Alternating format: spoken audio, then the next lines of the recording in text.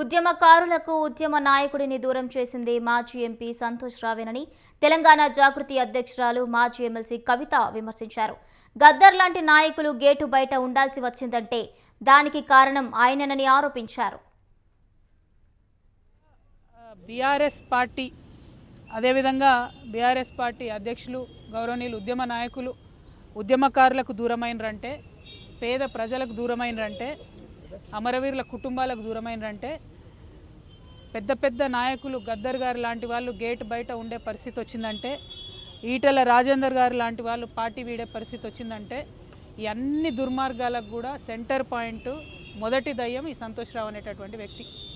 మరి ఆ సంతోష్ రావు గారిని సిట్ ఇప్పుడు పిలిచిందని చెప్తూ ఉన్నారు ఫోన్ ట్యాపింగ్ విషయంలో.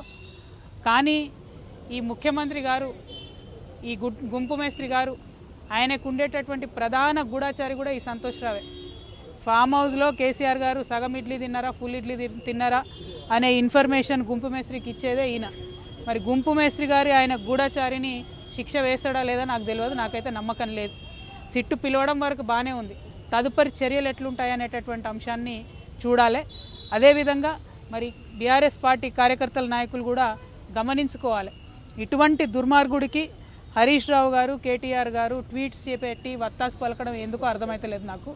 మొత్తం పార్టీలో అనేక మంది నాయకులకు కన్నీళ్లు తెప్పించి రక్త కన్నీరు పెట్టించినటువంటి దుర్మార్గుడు, మొదటి దయ్యం, నేను ముందు నుంచి చెప్తున్నటువంటి దయ్యం ఈ వ్యక్తి.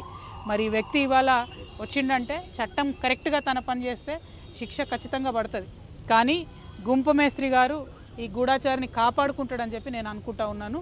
మరి అటువంటి పరిస్థితి రాకుండా పోలీస్ డిపార్ట్మెంట్ వాళ్ళు పకడ్బందీగా మీ పని మీరు రాజకీయాలకు అతీతంగా చేయాలని కూడా డిమాండ్ చేస్తారు. ఇవాళ బీఆర్ఎస్ పార్టీ అదేవిధంగా